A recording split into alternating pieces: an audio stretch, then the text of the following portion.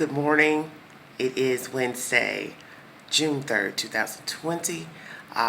This is Everyday Shenanigans. This is going to be a brief video. I just want to tell everyone that it's been a rough week here in America, and for some of those who may not even be in tune to what's going on. And I've been really just disgusted with what's been going on. I was already disgusted with the coronavirus, but I'm pained now with the death of George Floyd. And I'm even more disgusted. Let me say yesterday, those who may have watched the video, I went to a peaceful rally. Of course, there were 2 people or so who tried to disrupt the rally, the protest, but they were diffused by the police. And let me tell you, one of my friends, honey, she was in their face letting them know, not today, not today. And the others let these goons know, this isn't the time, this isn't the place, and you're not going to do this here. And I'm glad for that. And as the pastor said, ignore what's going on back there. And that's true, because they're not anybody special, and they only came to disrupt the flow, trying to bring that white lives matter BS into the picture when it's not about white lives. It's about African American people, black lives, who have been snuffed out by the police. And that was the purpose of the protest, is to show that we as Americans, black and white and other races, are tired of the police brutalizing African American lives. And most of us who do care about all citizens know that all lives matter. But the point is, it is about black lives. And that's what the protests are about, the rallies are about, why people are looting. And no one is saying that it is right what people are doing in the streets, but nonetheless, it is about George Floyd and other black Americans who have been murdered wrongfully by the police. Amen for yesterday, peaceful protests. Thanks for those who viewed it. But why I jumped on today is about the photo op President Trump did on Monday at the Episcopal Church. I think what he did was shameful, calling in the guards to remove peaceful protesters who were not disrupting anything, not violating anything, not looting, just there to assert their right of freedom of speech and to gather peacefully. He is a shameful human being, despicable human being, to go in front of a church and hold up a Bible for a photo opportunity and use the guards to remove peaceful protesters to do so. Now, some are saying it's because of Biden's visit to a church the day before. If so, still despicable. And this tit-for-tat behavior is childish, but he acts like a child anyway, even if Biden hadn't have gone to a church to visit. That was so ignorant. Putting up this fence, this tall fence to guard the White House and the area around the White House is funny to me. Because my thing is this: if you want to use the guards for whatever your reasons are, because I'm about confused.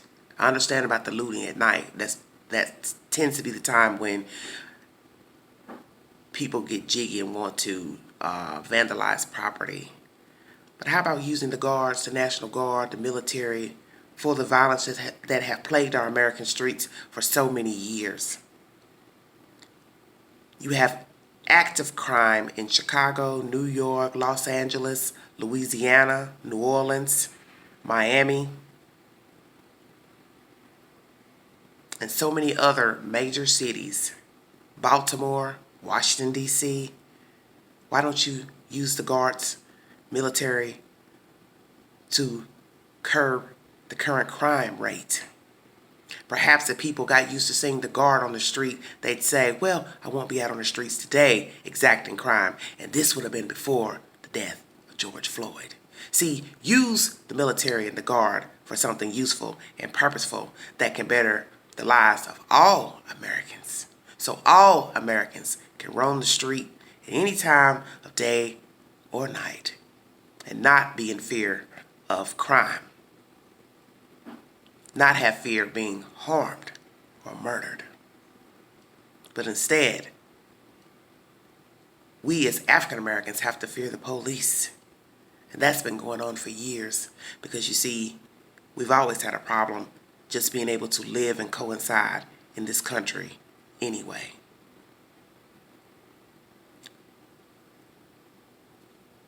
I'm disturbed, I'm perturbed, I'm pissed off, I'm angry. I'm angry that that man died. And just the thought of him, watching him die in that video is just outrageous. And the fact that still some of you white people still continuously comment publicly and on social media pages about the looting and this and that, it is absurd. Because you failed to mention the death of George Floyd. Your only commentary is of the looting. Well, let me tell you, yesterday I attended, as an African American, a rally protest with peaceful people. No one was nasty, rude, doing anything obscene. And everyone is not looting in America.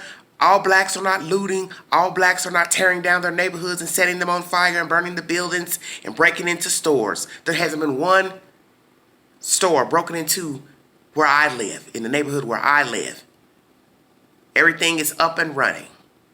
No stores vandalized, no homes burned, no homes broke into, nothing. So talk about what you know.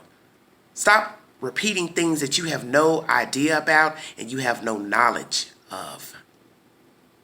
Everyone is not looting.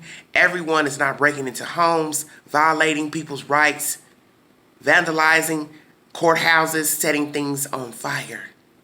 You see, that's why we have the problem we have right now as African Americans, because a lot of you white people cannot be quiet. You're always speaking out of term and talking about things you don't have any knowledge of. You listen to one or two things on the news and assume everyone is doing that, which is negative, but it is not true.